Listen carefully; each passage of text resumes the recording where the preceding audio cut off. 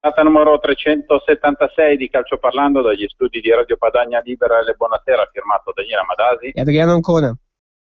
Eccoci quindi qui a raccontare quanto è successo a livello di weekend calcistico. Parleremo di Serie A ma anche di Serie B, soprattutto alla luce del turno infrasettimanale in cadetteria. Adriano, ci eravamo lasciati sabato dicendo chissà lunedì sera se potremo già parlare con qualche verdetto, e possiamo dire che la giornata di ieri veramente è successo quasi tutto. Fra sabato e domenica la Fiorentina ha blindato il quarto posto, qualificazione diretta ai gironi di Europa League. L'Inter è il quinto posto, quindi andrà a giocare i preliminari, quindi i playoff di Europa League. Sassuolo e Chievo hanno staccato il biglietto per la matematica salvezza e incredibilmente, oltre al Catania e al Livorno, a retrocedere in Serie B è il Bologna, una sorta di dramma quasi sportivo, Adriano, che ha ricordato un po', diciamo, il pianto d'icone del capitano della formazione Pessina, quello che aveva visto 2 stagioni fa una finale amaro in casa Sampdoria, quando Palombo, diciamo così, era andato a chiedere scusa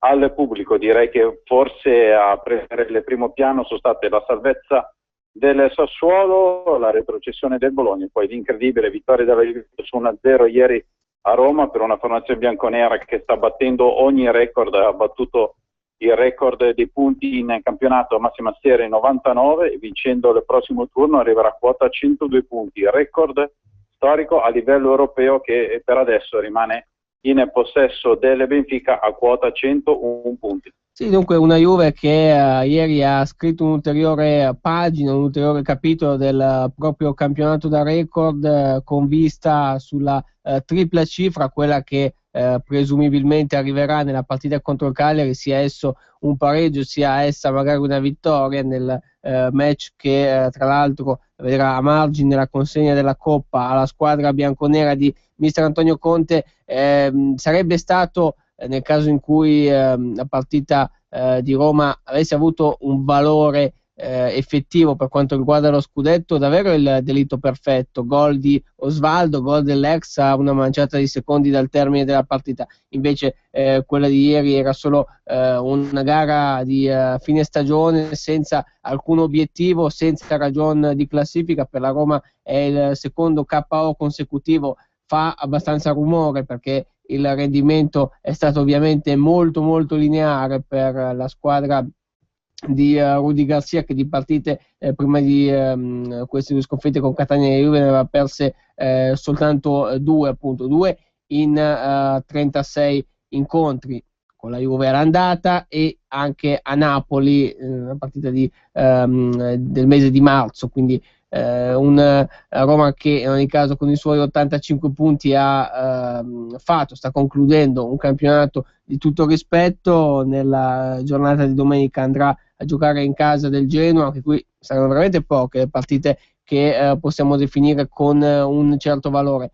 3 verdetti tutti in un colpo solo ieri per quanto riguarda la zona retrocessione. Non c'era ancora la matematica certezza per nessuna delle 3, nemmeno per il Livorno, ultimo in classifica, e come abbiamo detto una situazione parecchio strana, perché con 32 punti una squadra fino a sabato scorso, il Sassuolo, che addirittura ne aveva 31, poteva considerarsi salva, stando così la classifica. Ieri la combinazione di risultati, lo scontro diretto, addirittura paradossalmente tra Bologna e Catania, ha fatto retrocedere tutte e 2, per cui le vittorie di Sassuolo e Chievo hanno lanciato le 2 formazioni verso il traguardo. Ha vinto per la cronaca il Catania sul campo di Bologna e come dicevi tu prima, il paragone tra la Samp del 2011, il Bologna che invece adesso torna nel campionato di Serie B, può essere assolutamente calzante, perché parliamo di 2 squadre che hanno vinto scudetti in passato. Tra l'altro il Bologna torna in Serie B dopo 6 anni, era il 2008, Catania addirittura dopo 8 stagioni invece, quindi abbastanza particolari entrambe le retrocessioni cui abbiamo assistito ieri pomeriggio.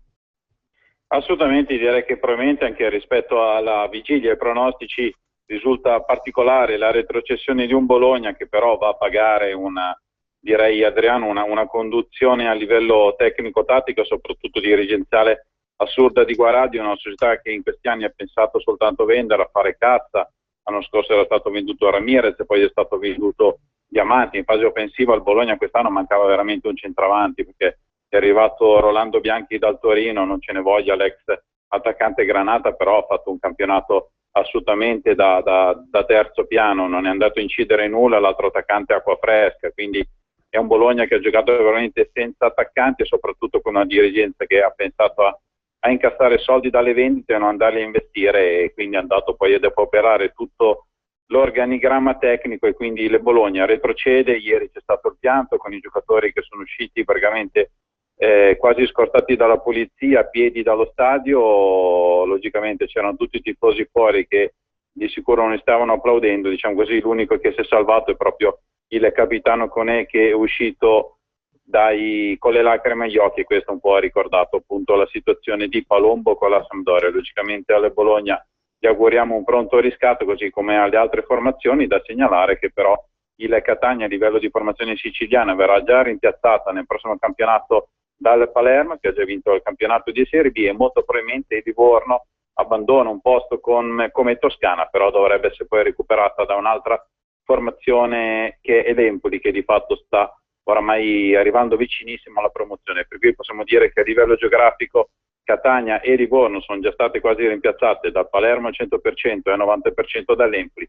Vedremo poi invece nella lunghissima corsa ai playoff che andrà a occupare a livello geografico il posto che il Bologna è andato a lasciare. Per contro, Adriano, se abbiamo parlato dello scudetto record della Juventus, potremmo allo stesso maniera un po' definire due scudetti, quello del Chievo, che oramai è una formazione che ogni anno comunque parte per salvarsi, riesce poi a fare una sorta di miracolo, però direi che il vero miracolo calcistico quest'anno l'ha fatto la provincia modenese, soprattutto il Sassuolo con Di Francesco, incredibilmente esonerato, l'avevamo detto, una pazzia totale da parte della dirigenza neroverde, ma Resani gli è arrivato, ha fatto soltanto male, 5 gare, 5 sconfitte. Di Francesco è riuscito a tornare, soprattutto l'ha detto anche lui ieri, questo è un miracolo calcistico, un miracolo targato Sassuolo. È un Sassuolo che ha rappresentato una matricola vera e propria, primo campionato di Serie A della sua storia. Sassuolo che in effetti può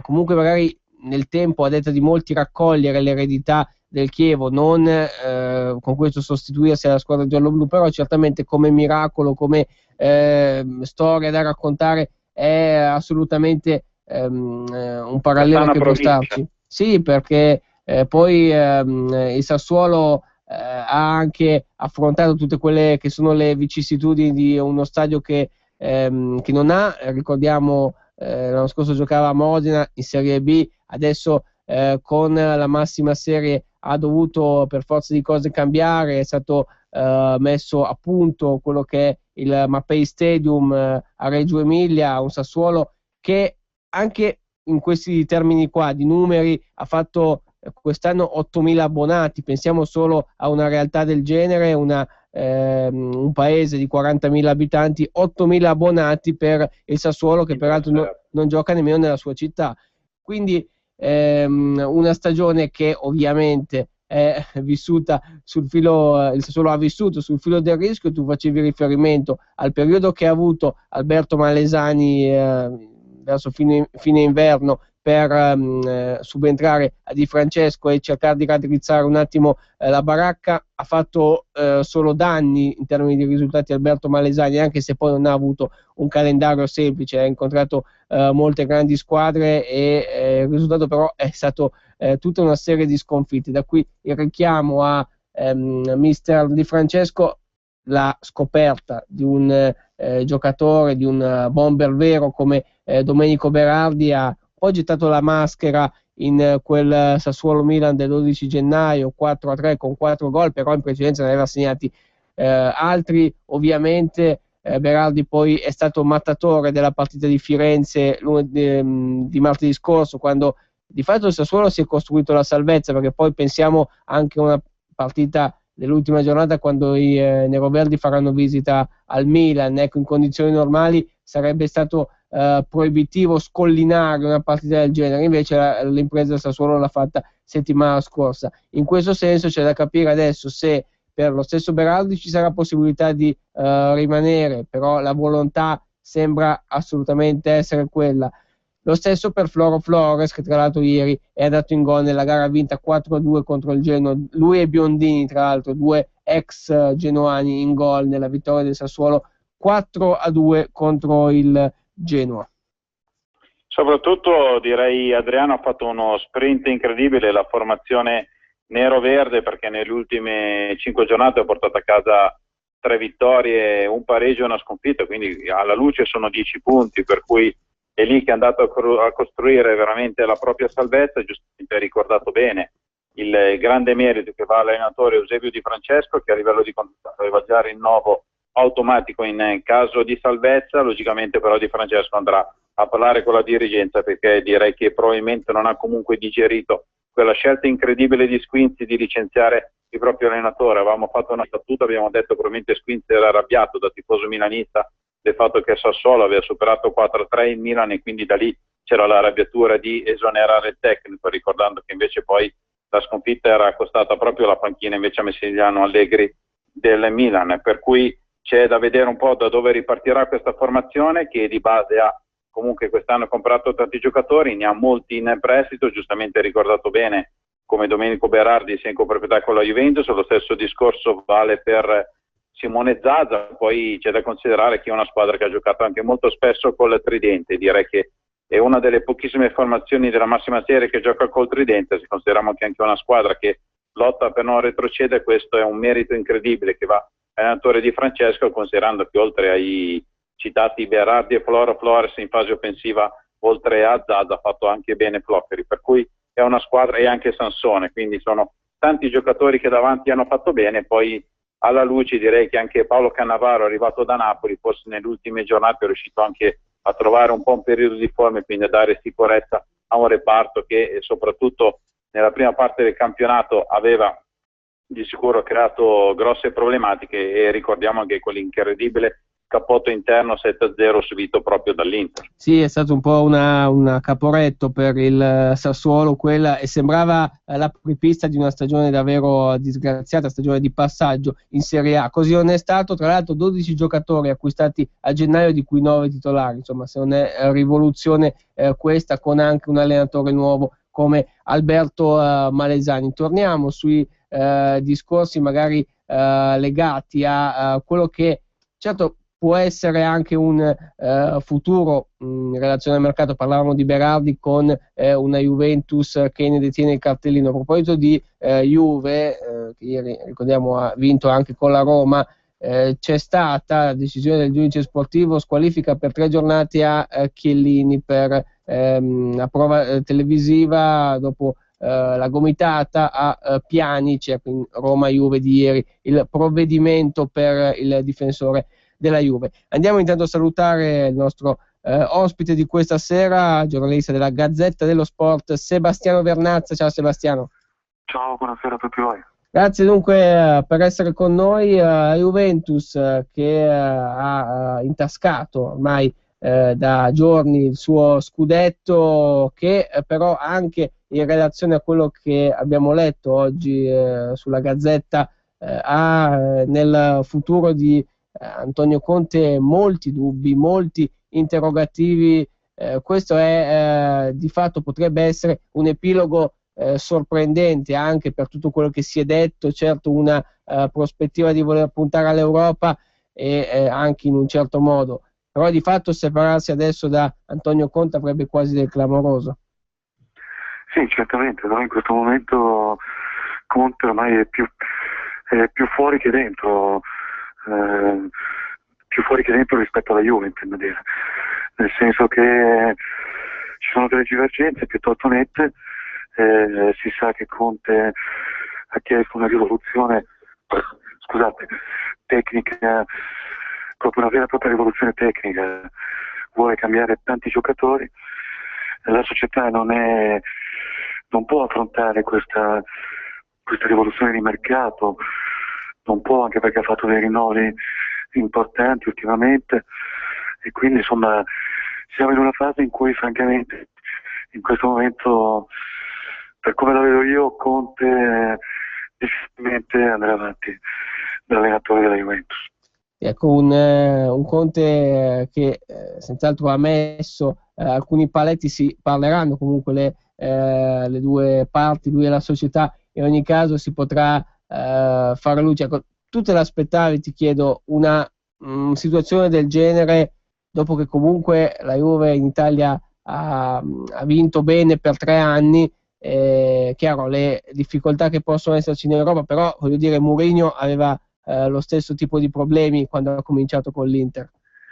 Sì, però poi Mourinho ha vinto la Champions League, questo insomma ha alzato il livello, e difatti non a caso Mourinho nel momento in cui, la sera stessa in cui vinse la Champions League, lasciò l'Inter.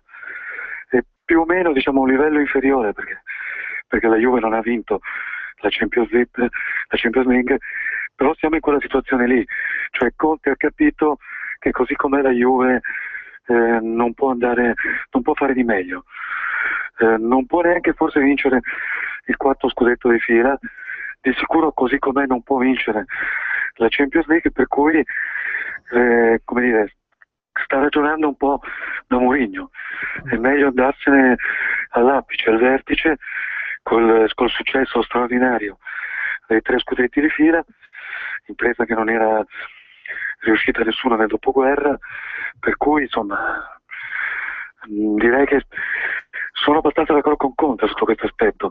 Se non è possibile fare una Juve da Champions League, cioè da vittoria in Champions League, allora bisogna rifondare, e se non è possibile neanche rifondare, allora è giusto andarsene. Certo, una Juve che si è spesso detto da più parti rappresenta un po' il problema che legato al calcio italiano nei confronti dell'Europa. Certo, la Juve domina in Italia, però fuori dai nostri confini ha difficoltà, e questo è un po' un problema generale. Allargando il discorso, a questo punto c'è anche da mettere sul tavolo un po' le credenziali che ha la nazionale azzurra in vista del mondiale, il blocco Juve, ecco, magari nell'Italia di Prandelli dove può portarci. Parlavamo tra l'altro un attimo fa di Chiellini squalificato per 3 giornate, il discorso può anche riguardare lui, ma non solo, ecco, una Juve che deve anche ben rappresentare l'Italia a questo punto ai mondiali. Sì, no, che la nazionale sia fondata sul blocco Juve non c'è alcun dubbio, però in queste ore stiamo cercando di capire più che altro se domani nella lista dei 30 Prandelli inserirà o meno Giuseppe Rossi, che questo è il grande dubbio di questo primo passo. La lista dei 30 domani, poi i 23 saranno rinoti il 2 giugno. Le ultime notizie sembrano, sottolineo sembrano, favorevoli all'attaccante della Fiorentina, insomma pare che perlomeno nei 30 Giuseppe Rossi entri, poi bisognerà vedere appunto. Più difficile sarà secondo me che Pepito ce la faccia entrare nei 23 che andranno in Brasile. Certo. Daniele, a te. Do anch'io il benvenuto a Sebastiano. Ciao Seba. Ciao Daniele.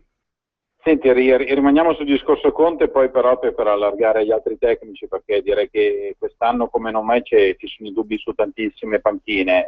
Ti dicevo, Conte va o resta, considerando che apriamo anche una parentesi spiegando che l'allenatore della Juventus è ancora sotto contratto fino al 30 giugno del 2015, per cui di fatto andandosene via vorrebbe dire che lui si licenzia, quindi non andrà a percepire lo stipendio l'anno prossimo, perché non penso che la Juventus lo vada a esonerare.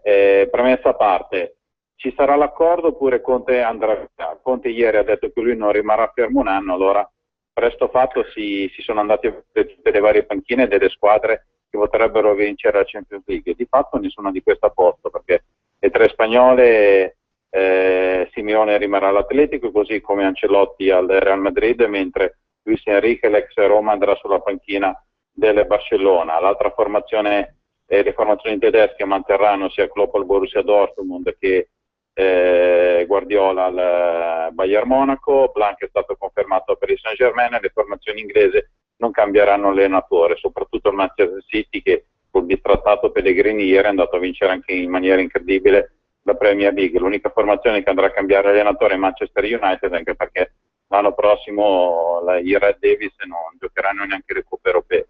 Per cui la domanda è questa: se Antonio Conte va dalla Juventus, dove va ad allenare? E questo secondo me ha due possibilità. Una è andare al Monaco, che però francamente non credo che sia una destinazione di così grande prestigio.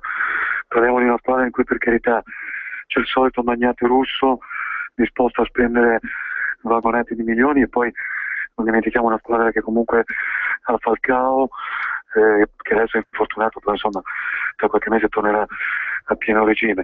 Però insomma parliamo comunque di una squadra secondo me in Europa di secondo piano. Credo che Conte nella sua testa forse ambisse al Paris Saint-Germain, che in effetti poteva essere una squadra nelle sue corde, perché è una squadra di grandi giocatori, soprattutto di grandi giocatori che per lo più parlano bene o intendono bene la lingua italiana, ecco.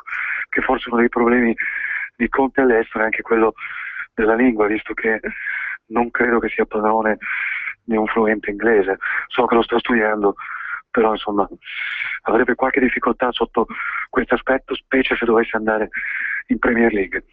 Però io sotto penso che alla fine Conte, se non rinnova con la Juve, penso che possa restare anche un anno fermo. In fondo ha vissuto 3 stagioni molto intense, molto stressanti, e forse può permettersi un anno sabbatico. Ecco, quindi dalla telenovela di Conte, poi segnalando che la Juventus di fatto ieri con lo stesso giocatore Pogba è andato a chiudere un'altra telenovela, e probabilmente direi che l'eventuale mancanza di vendita di Pogba permetterà alla Juventus di sicuro di non andare poi a comprare quei 7-8 giocatori, non avendo poi i 70-80 milioni da investire sul mercato. Altri 2 allenatori oggi risultano, diciamo così, non essere proprio così sicuri, diciamo, di rimanere magari a lungo su queste panchine.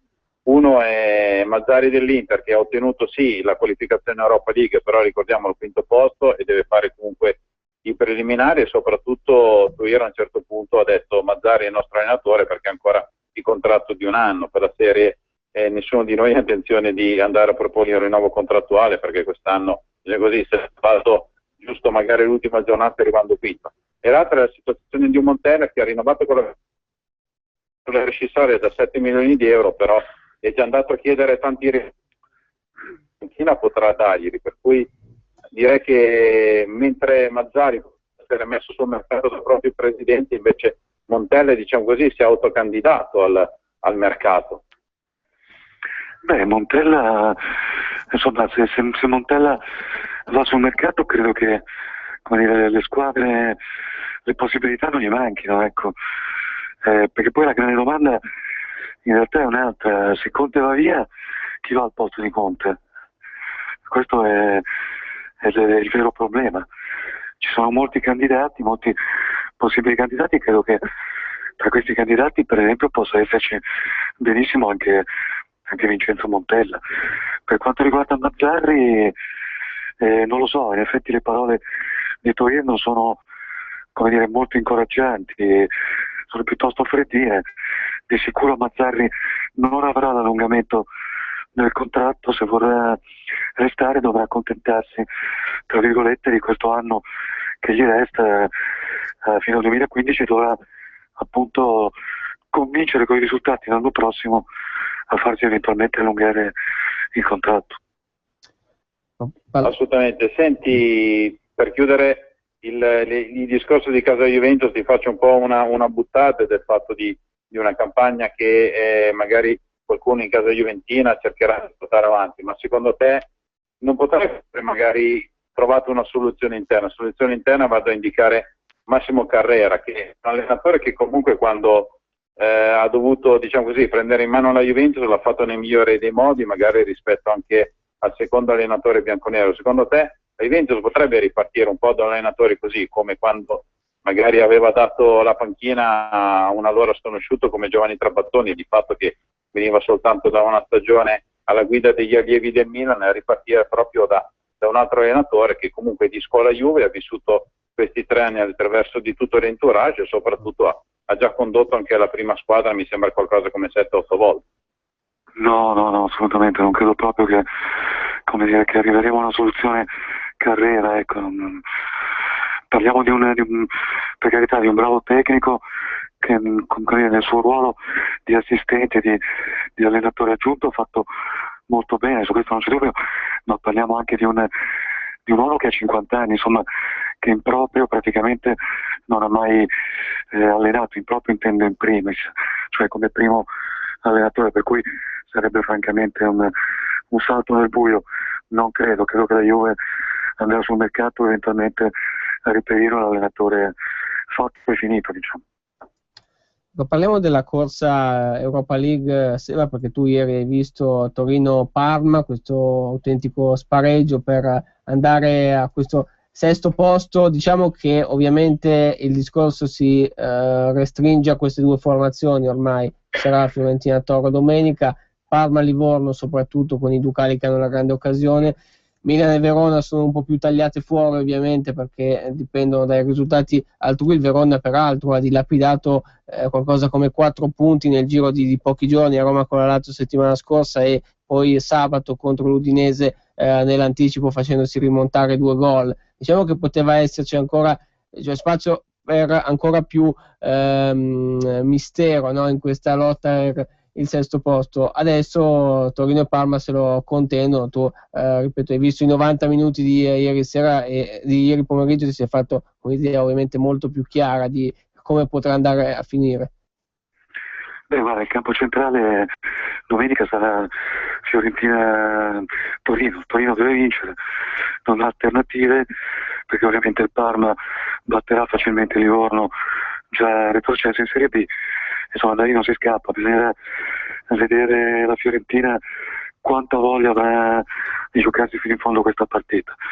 Insomma, la qualificazione all'Europa League passa attraverso questo crinale, diciamo, sul crinale delle motivazioni della Fiorentina. Il Torino dovrà andare lì senza il capocannoniere, cioè senza Ciro Immobile, che ieri si è fatto espellere in maniera stupida per due cartellini gialli abbastanza stupidi, ecco. La situazione è semplice: o Toro vince a Firenze oppure in Europa League ci va il Parma, ecco. Una di queste due comunque, voglio chiederti, la squadra che ha meritato di più in assoluto secondo te? È difficile perché hanno meritato tutte e due. Se dovessi dirti così a livello personale, come gioco, ti direi il Parma. Anche per la partita di ieri, secondo me il Parma alla fine nel secondo tempo l'ha giocata decisamente meglio, anche nei minuti in cui è stato in inferiorità numerica. Il Toro è vissuto più che altro sulle straordinarie prestazioni di Cerci e Immobile. Il Parma è stato, secondo me, più squadra, più collettivo, al di là poi delle invenzioni di Cassano che ci sono state comunque determinanti, ecco. Certo. Qualche nome invece sui giocatori che dovrebbero a questo punto andare ai mondiali e che fanno parte di questa cerchia di squadre che hanno lottato per l'ultimo posto dell'Europa League. Parliamo di gente come Paletta, come Parolo, poi ovviamente Cerci, lo stesso Immobile ovviamente. Mettiamoci dentro anche la possibilità di vedere un Romulo ai mondiali, Romulo del Verona, e poi l'esclusione a questo punto certa di Luca Toni, che ha fatto valanghe di gol. Domenica addirittura potrebbe approfittare dell'occasione perché non gioca Immobile che sarà squalificato. Insomma, questo è un po' anche un quadro di giocatori che sono stati un po' le rivelazioni di questo campionato. Sì, no, su Toni, insomma, Prandelli è stato, su Toni e su Totti e anche su Di Natale, Prandelli è stato esplicito da tempo. L'ha detto già qualche settimana fa che lui in Brasile porterà soltanto un over 35 che è Buffon. In realtà poi gli over 35 saranno 2, perché anche Pirlo, se non vado errato, sta per compiere proprio in questi giorni 35 anni. E quindi lui, perché comunque là in Brasile si giocherà in condizioni estreme, ci sarà bisogno di gente giovane. Poi possiamo discutere all'infinito sul fatto che uno dell'esperienza, del peso di Toni probabilmente sarebbe anche venuto bene, ecco, venuto buono in Brasile, magari non per giocare 90 minuti, magari sarebbe servito in certi momenti certe situazioni, però Prandelli lo ha detto, lo aveva spiegato, insomma non c'è più niente da fare.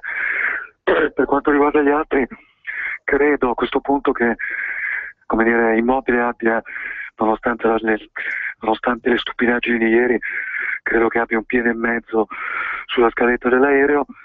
Si tratta poi di stabilire, secondo me, chi andrà tra Destro e Gilardino. Al momento, posto che sicuramente andranno Balotelli, Cerci e Cassano, il quarto attaccante appunto dovrebbe essere Immobile, il quinto uno credo tra Gilardino e Destro.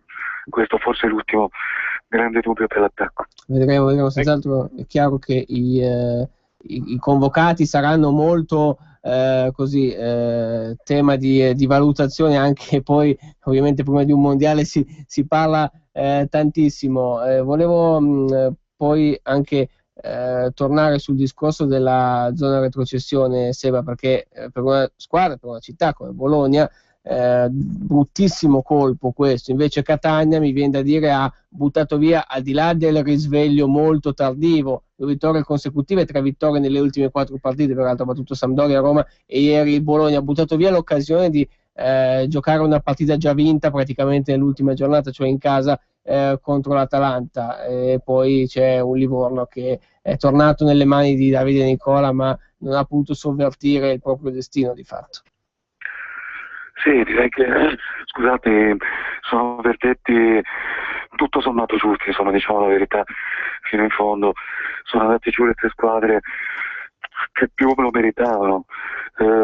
Forse ultimamente il Chievo non ha fatto granché, non ha combinato granché, ma se andiamo a vedere il complesso del campionato, insomma, è giusto così, ecco, spiace dirlo, ma è giusto così. Certo, il Bologna come dire, si è autocondannato alla fine nel momento in cui ha ceduto Diamanti. Finché c'è stato Diamanti la squadra bene o male è rimasta incarreggiata. Ceduto Diamanti per fare cassa, si è spenta la luce, è mancato il giocatore che insomma faceva fare gol o faceva gol lui stesso.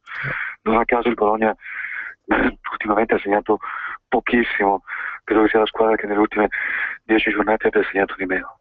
Un'ultima cosa, Seba, di Natale si ritira davvero a questo punto? Sì, sembra di sì, però sai, credo che sia la seconda o terza volta che diciamo che si ritira, per cui aspettiamo l'ufficialità, aspettiamo eventualmente di non vederlo in campo la prima giornata nel prossimo campionato. Sì, 13 gol, è entrato grandissimo contro il Verona sabato nell'anticipo. In ogni caso perde la Serie A, un grandissimo patrimonio del calcio italiano, lo è stato nelle ultime stagioni, in modo particolare con i titoli di capocannoniere che ha portato a casa. Grazie Sebastiano per essere stato con noi, buon proseguimento di serata. Ciao, grazie a tutti voi, buonasera. Con questo quindi abbiamo concluso il collegamento con Sebastiano Vernazza, Gazzetta dello Sport. Adriano, prima abbiamo parlato dei vari giocatori squalificati, da segnalare che oltre alle 3 giornate di squalifica nazionale Chiellini sono stati squalificati anche Immobile e poi Gilardino, giocatori che però, diciamo così, nonostante la squalifica, direi che si presenteranno comunque al ritiro dei 30 della nazionale di Cesare Prandelli, per cui, diciamo così, essendo comunque una manifestazione come il mondiale, anche questi giocatori sotto squalifica di fatto verranno lo stesso convocati, per cui probabilmente non andrà a vigere un po' quel regolamento abbastanza particolare di Prandelli. Sì, un codice etico che, come abbiamo detto, non prenderà in considerazione gli ultimi fatti, con un Chiellini squalificato per la gomitata a Pjanic. Per altre situazioni, lo stesso Sebastiano ci parlava ovviamente di Immobile, che però ieri è stato espulso anche per altre situazioni, ecco, non magari riconducibili a una eventuale sanzione. Ecco, la tagliola di Prandelli in questo caso non dovrebbe abbattersi, siamo proprio con una lista dei preconvocati, saranno 30 imminente, lo stanno facendo un po' tutte le nazionali. Oggi è toccato peraltro alla Russia di Fabio Capello, domani ci sarà ad esempio il Giappone, settimana scorsa hanno convocato i loro giocatori Brasile e Argentina, quindi fermento naturalmente anche per le decisioni di Cesare Prandelli, che appunto poi porterà la squadra in ritiro. Ci saranno amichevoli a fine maggio e poi ovviamente la partenza per il Brasile. Questo dopo la fine del campionato. Ricordiamo domenica l'ultima giornata, ci sarà l'unico anticipo il giorno prima, sabato, con Udinese Sampdoria in campo allo Stadio Friuli, e poi tutte le partite alle 20:45, meno che Genoa-Roma e Juventus Cagliari. Sì, soprattutto la gara di Torino è stata anticipata alle ore 15 perché dopo la premiazione in campo si permetterà alla Juventus di fare il classico giro per le vie cittadine con il pullman scoperto. Poi invece alle 20:45 ci saranno le restanti 7 gare della giornata numero 38, ultima del campionato 2013-2014. L'abbiamo detto, oramai l'ultimo vertetto è stabilire quale formazione arriverà a testa, e quindi dovrà partire già il 27 luglio dal terzo turno preliminare di Europa League. E soprattutto diciamo che la formazione che potrà arrivare sesta di sicuro magari sarà contento per la qualificazione europea, però ricordiamo che questo comunque potrà comunque comportare non poche problematiche la prossima stagione, soprattutto magari alla luce di formazioni come Torino e Parma, che diciamo così hanno una rosa abbastanza ristretta rispetto alle formazioni big, che possono anche contare su 27-28 giocatori. Di sicuro bisognerà pensare a una programmazione diversa e poi anche a un richiamo di preparazione molto pesante, perché essendo già il campo il 27 luglio vuol dire che il ritiro di fatto verrà fatto già a fine giugno, e poi il tutto ricordando che la prossima stagione sarà anche post mondiale, per cui oltre ai vari impegni nelle coppe europee ci sarà da vedere anche tutte le formazioni big come andranno a pagare DAT, proprio come spesso avviene nell'annata post mondiale. È un caso rientrato già ieri sera, ecco, nel giro comunque di poche ore, quel labiale strappato a Galliani sulle tribune di Bergamo per Atalanta-Milan nei confronti di Seedorf. Ecco, in ogni caso, al di là di queste sfumature, ci siamo verso un divorzio tra Clarence Seedorf ed il Milan, qualcosa di davvero repentino che si è consumato quando sembrava dover portare questa ventata di novità un novello allenatore come Seedorf. Invece anche quella che poteva essere la storia anche bella da raccontare, da mettere sul piatto per questo Milan già tramontata nel giro di pochissimo. Sì, soprattutto anche perché è un discorso che avevamo già fatto e soprattutto l'avevamo anche anticipato attraverso le nostre trasmissioni radiofoniche e poi anche attraverso degli articoli su calcioparlando.com. Avevamo detto che di sicuro Allegri non sarebbe stato riconfermato a fine stagione per Allegri, Seedorf a fine stagione sulla panchina del Milan. Non ultimo anche la situazione del fatto che il tecnico rossonero sta allenando con una deroga. Lui non è mai andato a fare quel corso a Coverciano, per cui anche l'anno prossimo diciamo così che il Milan avrebbe dovuto affiancare un allenatore in possesso del patentino, perché la seconda deroga di fila non gli sarebbe arrivata a Seedorf, e quindi anche questo è stato un po' un dato abbastanza particolare, come nessuno magari da casa Milan il lunedì abbia obbligato Seedorf ad andare a Coverciano a fare il suo percorso. Vedremo a questo punto quale sarà l'allenatore. Secondo me il Milan di sicuro potrebbe mettere l'anno prossimo Inzaghi, nella speranza che però non vada a bruciare un giovane allenatore, cioè Inzaghi potrà essere allenatore del Milan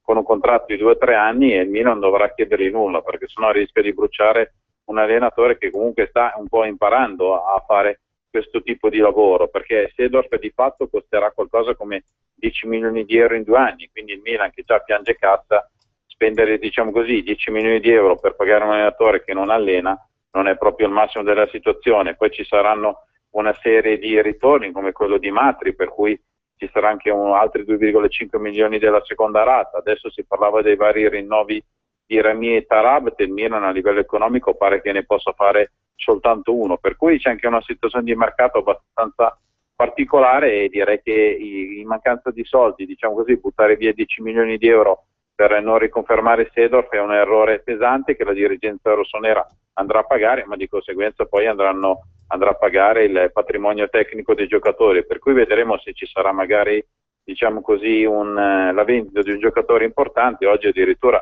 si parlava del fatto che Pazzini potrebbe lasciare il Milan. Secondo me sarebbe un errore incredibile, perché di fatto una vera prima punta. Oggi sono arrivate anche le critiche da parte di Berlusconi, Silvio, nei confronti di Mario Balotelli. Vedremo un po' che cosa succederà in casa Milan, soprattutto Adriano, anche perché il Milan dopo la sconfitta di Bergamo oramai ha pochissime possibilità di arrivare in Europa, e l'anno prossimo, diciamo così, a livello europeo si potrebbero avere due squadre blasonate che non giocano le coppe europee. Una in Inghilterra si chiama Manchester United, l'altra sarebbe in Italia e sarebbe proprio la Cimina. È dalla stagione 98-99 che il Milan non rimane senza giocare in Europa. Ovviamente in questo periodo di tempo è stata stragrande maggioranza di partecipazioni alla Champions League, per 2 volte peraltro vinta dal Milan. L'Europa League si è ridotta, l'allora Coppa UEFA ovviamente si è ridotta a un paio di partecipazioni. Ecco,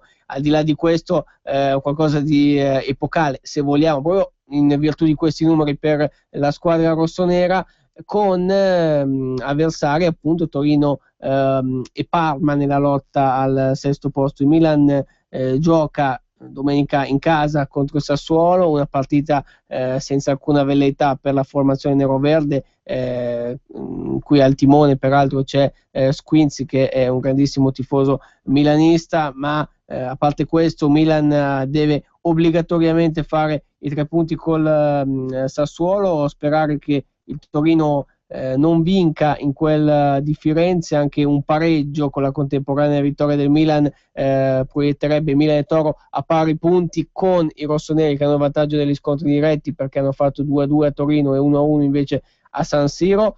Però soprattutto c'è un Parma che, come dicevamo anche prima con Sebastiano Vernazza, non ha alcuna possibilità, o comunque davvero ridottissime, di non battere in casa un Livorno già retrocesso. Quindi è quasi tutto apparecchiato per una partita da 3 punti allo Stadio Tardini, e qui resta da capire ovviamente se il Toro, che ha davanti a sé una bella montagna da scalare in condizioni normali, perché giocando a Firenze peraltro senza Ciro Immobile avrebbe non poche difficoltà. La Fiorentina in ogni caso ieri, vincendo a Livorno, ha blindato il 4º posto, perché anche questa è una sfaccettatura non da poco. Fiorentina-Torino sarebbe stata una partita difficile normalmente anche per la squadra viola, però i punti dall'Inter quinta sono diventati 4, quindi Fiorentina che ha l'accesso diretto alla prossima Europa League. L'Inter invece partirà dal preliminare nell'ultima settimana di agosto. Ovviamente molto più sfiancante sarà per la squadra che riuscirà ad arrivare a questo 6º posto. Vedremo chi tra Torino, Parma, Milan. Ricordiamo che in termini matematici sarebbe anche in corsa lo stesso Verona, che domenica sera giocherà a Napoli a porte chiuse.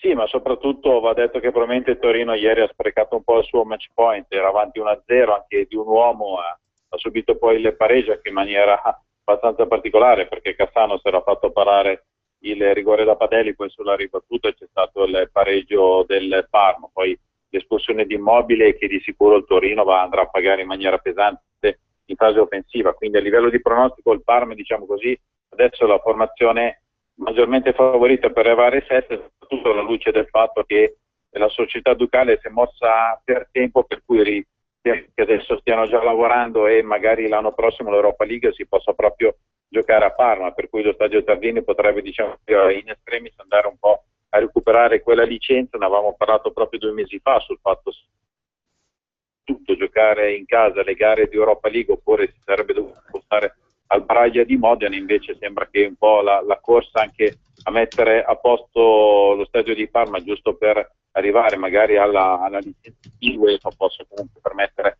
ai ducali di Donadoni poi di ripartire dall'Europa League. Per cui sono tanti aspetti, diciamo così. Il match point è passato ieri proprio dallo scontro diretto da casa Torino a casa Parma. Ci sono un paio di mesi, sì, per mettere a posto anche le eventuali problematiche eventuali, inteso come da risolvere, perché poi è chiaro che il problema ce lo si pone, e in ogni caso ci sono ancora delle situazioni che non convincono gli ispettori dell'UEFA, che un mesetto fa hanno già preso visione dello stadio Tardini per capire se ci sono le condizioni per far svolgere partite di Europa League in sicurezza allo stadio Tardini.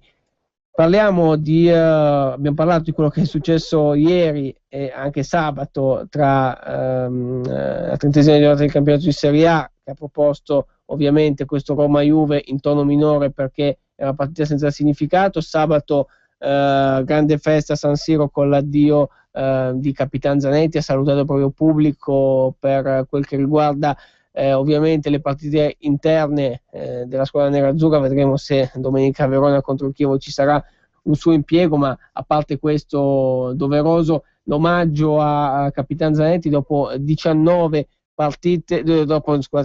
anni di Inter dal 95, e poi ha chiuso anche con una cornice degna perché insomma l'Inter ha travolto la Lazio, doppietta di Palacio. Insomma, grandissima serata anche per quello che abbiamo visto. Addio di Zanetti, ma non solo a questo punto. Sì, è un Inter che l'abbiamo detto, quantomeno ha raggiunto l'obiettivo minimo, perché a un certo punto, quando l'Inter era fuori dalla Champions League, si parlava come obiettivo il quarto posto, poi è andato a scemare perché la formazione nerazzurra non riusciva a superare la Fiorentina, quindi diciamo così, oggi il presidente Toir ha detto grazie ad Allah, lui probabilmente un'altra religione non segue quella che c'è in Italia, la cristiana cattolica, quindi è andato a ringraziare Allah per il quinto posto, ecco. Quindi se quel giorno che l'Inter arrivasse terzo mi viene da credere chi andrà a ringraziare Toir, o addirittura se magari riuscirà a vincere uno scudetto. Quindi questo però, diciamo così, rappresenta un po' il fatto che Toir e la presidenza era preoccupatissima di rimanere fuori dall'Europa. L'abbiamo detto prima, Mazzarri è un allenatore che assolutamente non è mai andato giù ai tifosi nerazzurri, lo continuavamo a dire già l'anno scorso, un allenatore che nessuno a Milano voleva, che però si è deciso di portare, non è andato a incidere praticamente nulla. La barzelletta dell'anno è stata che non poteva fare peggio di Stramaccioni, però forse magari anche io e te sulla panchina dell'Inter, Adriano, saremmo riusciti magari a fare meglio dell'ex allenatore dell'Inter, e soprattutto in considerazione anche, e questo va ricordato, si sono fatti tanti analogismi dicendo la Juventus il primo anno giocava soltanto una partita alla settimana quanto correva, è vero, ha vinto lo scudetto. La Roma quest'anno giocava soltanto una partita alla settimana, è arrivata seconda con una rosa che, diciamo così, sulla carta era da sesto o settimo posto. L'Inter giocava soltanto una partita alla settimana, dove è arrivata quinta, andando a fare i preliminari di Europa League. Ecco, bisogna essere onesti, quindi dire che Mazzarri di fatto non ha fatto assolutamente bene. L'anno prossimo rimarrà sulla panchina dell'Inter, probabilmente per mancanza di alternative, e poi vedremo che cosa combinerà. Certo che se anche l'anno prossimo non c'entrerà i primi tre posti, di sicuro arriverà a destra fuori alla porta, grazie, arrivederci. E quindi Toir a quel punto potrà magari andare anche a prendersi l'allenatore che vuole, considerando che comunque in società sta cambiando qualcosa, perché l'abbiamo detto, il nuovo amministratore delegato dell'Inter arriverà proprio dall'Inghilterra, dal Manchester United. Si stanno facendo alcuni cambiamenti in società. Branca è già stato liquidato a gennaio, è in forte ritardo, non facciamo gossip, ma che di Milano sa il motivo per cui Branca era rimasto oltremodo a gestire il mercato di casa Inter, per cui è uno dei tanti dubbi, diciamo così, che dall'anno prossimo ci saranno, di una formazione nerazzurra che dopo aver recuperato, e speriamo che lo faccia proprio a fine agosto, un posto in Europa League, non potrà più mancare l'obiettivo della Champions, considerando che avrà come contendenti, oltre alla Juventus, il Napoli e la Roma, anche la Fiorentina. E poi vedremo che tipo di campionato farà il Milan, perché se rimarrà fuori dalle coppe europee, ricordiamo che giocare una volta alla settimana ha dei vantaggi veramente pesanti, e in questi anni soltanto l'Inter diciamo così, non è riuscito ad approfittare di questo vantaggio proprio a livello atletico, anche di minor numero di gare.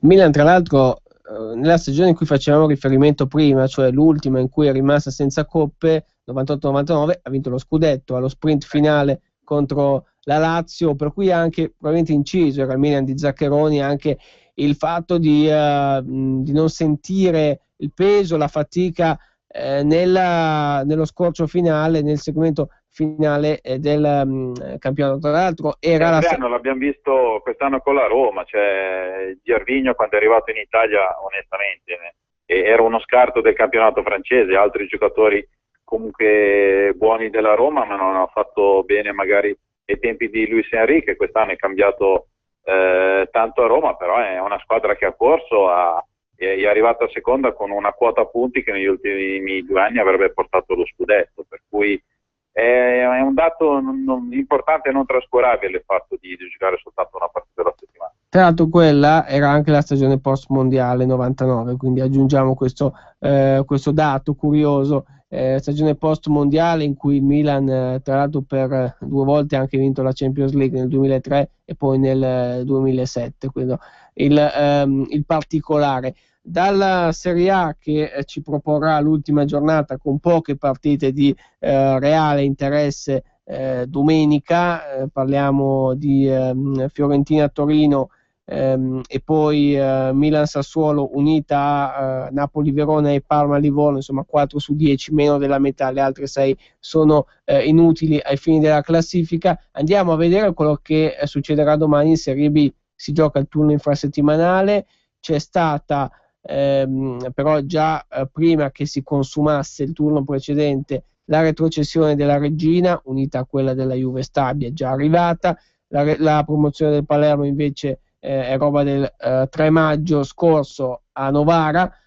C'è un Empoli secondo in classifica, sempre più secondo, la squadra di Mister Sarri poi domani giocherà questa partita di fondamentale importanza sul campo di Cesena. I romagnoli sono al 4º posto, per cui vedremo quello che potrà dire il Manuzzi.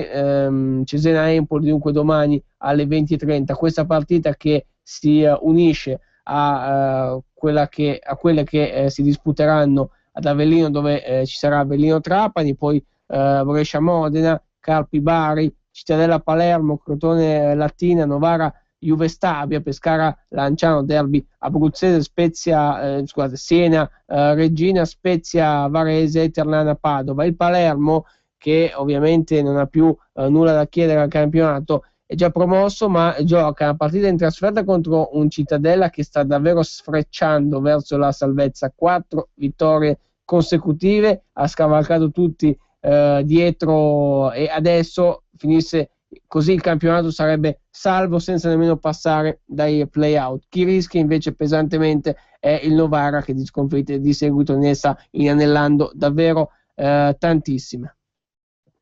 Sì, un campionato cadetto che oramai è giunto a 4 giornate dal termine, per cui attendiamo di della seconda, che raggiungerà il Palermo in massima serie. Direi che la favorita è l'Empoli che probabilmente merita questa promozione, soprattutto alla luce del fatto che l'anno scorso è arrivata vicinissima, perdendo il derby di finale contro Livorno, che è una formazione che fa bene, una formazione che ha un ottimo settore giovanile, quindi investe molto del calcio, per cui direi che si mette.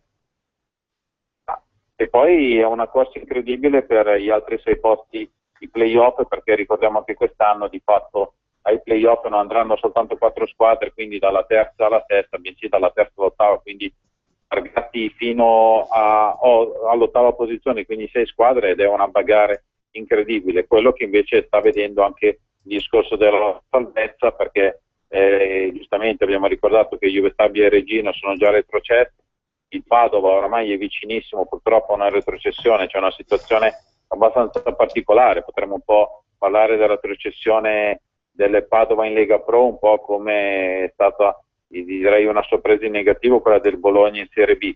E poi c'è un Novara che non fa punti, e soprattutto c'è anche un Varese che adesso si ritrova in una posizione di classifica difficile, per cui in questa maniera con il Cittadella, che hai detto giustamente bene te, è andato a sfrecciare, ha raggiunto anche la Ternana in classifica, adesso ci potrebbe essere un play-out fra Novara e Varese. Per il Novara sarebbe una situazione pesantissima, perché ricordiamo che la formazione piemontese praticamente dopo il doppio salto dalla C alla A riuscirebbe a fare il doppio salto del gambero dalla A alla Serie C, e questo vorrebbe proprio andare un po' ad ammazzare i tantissimi investimenti che la formazione piemontese è andata a fare in questi anni, soprattutto anche alla luce di quello che è stato fatto proprio nel centro sportivo anche di Novarello. Per cui vedremo domani sera con le 10 partite che cosa succederà, se l'Empoli riuscirà a mettere un altro tassello verso la massima serie. Poi andremo un po' a vedere nella lotta salvezza cosa faranno Padova, Varese e Novara. Rapidamente ricordiamo che si sono disputate ieri le partite dei quarti di finale dei playoff per quanto riguarda il campionato di prima divisione.